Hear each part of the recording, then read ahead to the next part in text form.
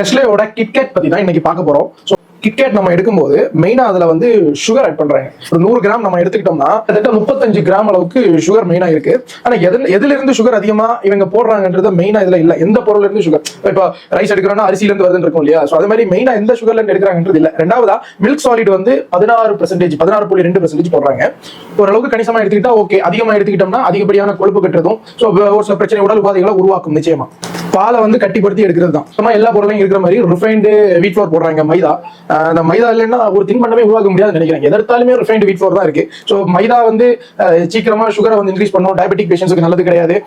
ஜீரணம் ஒழுங்காகாது, case plotting மாதிரியான symptoms வரும். மைதா வந்து ஒரு பெரிய அளவில் ஒரு ஹெல்த்தியான ஃபுட்டே கிடையாது. பொதுவா பாமாயில ஏன் ரிஃபைன் பண்ணி அந்த பாமாயில இருக்கிற சத்தை கெடுக்கிறீங்க அப்படின்னு வந்து நம்ம கேட்கிறோம், ஆதங்கப்படுறோம். ஆனா இங்க நம்ம கிட்கேட் வந்து அதே பாமாயில பயன்படுத்தி பல ப்ராசஸ் பண்றாங்க. அதை பயன்படுத்தும் போது பார்க்கும்போது ரிஃபைண்டே பரவாயில்லன்னு நம்ம நினைக்க வைக்கிற அளவுக்கு ஒரு சில விஷயங்கள் இங்க இருக்கு. முன்னாடி எல்லாம் ஒரு பொருளை வந்து வெஜிடபிள் ஃபேட்ஸ் அப்படின்னு மென்ஷன் பண்ணும்போது நான் என்ன நினைச்சேன்னா, காய்கறியோ ஏதோ வெஜிடபிள் எடுத்து வச்சு ஏதோ வந்து அதுல இருக்கிற கொழுப்பை உருவி நமக்கு ஏதோ நல்லது பண்றாங்க அப்படின்னு நினைச்சு நான் அதை சாப்பிடுவேன். ஆனா இப்போ படிக்கும் போதுதான் புரியுது. ஃபிராக்ஷனேட்டட் வெஜிடபிள் ஃபேட் அப்படின்னு போட்டிருக்காங்க. அப்படின்னா ஒரு பாம் ஆயிலோ இல்லைன்னா கோகனட் ஆயிலோ ஏதோ ஒரு வெஜிடபிள் ஆயில். சோ அதெல்லாம் வெஜிடபிள் தானே, காய்கறி, மரம், கொடி, அவங்க அதை மீன் பண்றாங்க. அந்த ஆயில் எடுத்து அது ரிஃபைண்ட் ஆயிலா நல்ல ஆயிலா என்ன ஆயில்ன்றது தெரியல. அந்த ஆயில் எடுத்து வச்சு ஃபிராக்ஷனேஷன் ப்ராசஸ் பண்ணி அதுல இருக்கிற அந்த ஆயில்ல இருக்கிற லிக்விட் தனியா சாலிட் தனியா பிரிக்கிறாங்க. இப்படி பிரிக்கும் போது அது ஒரு கட்டியான திரவமா மாறும். அதுல அதிகப்படியான கொழுப்பு இருக்கும். இப்ப அதுல கெட்ட கொழுப்பு தான் அதிகமா இருக்கும். சோ கொலஸ்ட்ரால் இருக்கவங்க, ஹார்ட் பிரச்சனை இருக்கவங்களுக்கு அது ரொம்பவே தூக்கி அதிகமா எடுத்தா உடல் எடை அதிகரிக்கிறது, லிவர் பிரச்சனை வர்றதுன்னு பிரச்சனைகள் அப்படி வரிசையா எடுக்கலாம். இன்னைக்கு பல பொருட்களை இந்த ஃபிராக்ஷனேட்டட் வெஜிடபிள் ஃபேட்ஸ் ஆட் பண்றாங்க.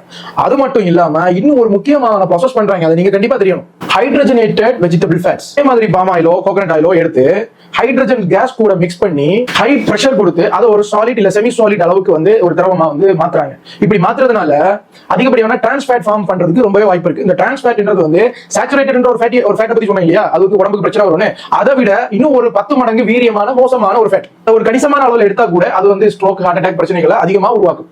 அதிகப்படியா உடல் பருமன் உருவாக்குறது, மன அழுத்தத்தை உருவாக்குறது, நோய் எதிர்ப்பு சக்தியை குறைக்கிறதுன்னு போன்ற அதிகப்படியான நன்மைகள் இந்த டிரான்ஸ் ஃபேட் மூலம் நமக்கு கிடைக்குது. அப்புறம் கொக்கோ சாலிட் 4.5 அளவுக்கு வந்து சேர்க்கிறாங்க. சோ அதுல ஒரு சில நன்மைகள் இருக்கு. சோ ஆனா ஒரு சில தீங்குகள் இருக்கு. நேற்று டேரி மில்க் வீடியோல நம்ம அதை தெளிவா பேசியிருந்தேன். ரெக்கரண்டா இந்த கொக்கோ சாலிட் எடுக்கும்போது ஒரு அடிக்ஷனை வந்து உருவாக்கும். சோ அதுல இருக்கிற மைல்டு கஃபைன் எல்லாமே திரும்ப எடுக்கணும்ன்ற கிராவிங்ஸ் உருவாக்கும். அதோட சேர்த்து வெனிலா ஃபிளேவர் வந்து ஆட் பண்ணிருக்காங்க. அது நேச்சுரல் கிடையாது, ஆர்டிஃபிஷியல் வெனிலா ஃபிளேவர் தான். அயோடினைஸ்டு சால்ட் யூஸ் பண்றாங்க, ஈஸ்ட் யூஸ் பண்ணிருக்காங்க. அண்ட் இன்னொரு விஷயம் குறிப்பா கவனிக்கணும், மே கண்டெயின் நட்ஸ், அதாவது இந்த கேஷ்யூ நட்ஸ் இதெல்லாம் இருக்கு இல்லையா, பாதாம், இதெல்லாம் இருக்குன்னு இல்ல, ஒருவேளை இருக்கலாம். ஏன்னா அவங்களுக்கு தெரியுதா இல்லையான்னு தெரியல நினைக்கிறேன். உங்களுக்கு டவுட்டா இருக்கு போல. சோ ஒருவேளை இருக்குன்னா நீங்க ஆச்சரியப்படக்கூடாது. அதனால மே கண்டெயின் போட்டுருக்காங்க நினைக்கிறேன். இன்னும் குறிப்பா பிரேக் ஃபார் குட்னு போட்டுருக்காங்க இல்லையா, அது எதுக்கு நான் நினைக்கிறேன்னா, இதுகிட்ட இருந்து நம்ம பிரேக் எடுத்தோம்னா நமக்கு நல்லது நடக்கும் அப்படின்னு ஒருவேளை மீன் பண்ணி கூட அவங்க இன்டைரக்டா அதை போட்டுருக்காங்க நினைக்கிறேன். ஒரு ஆளா போனா எப்பாவது ஒரு பீஸ் சாப்பிட்டீங்கன்னா பிரச்சனை இல்லை.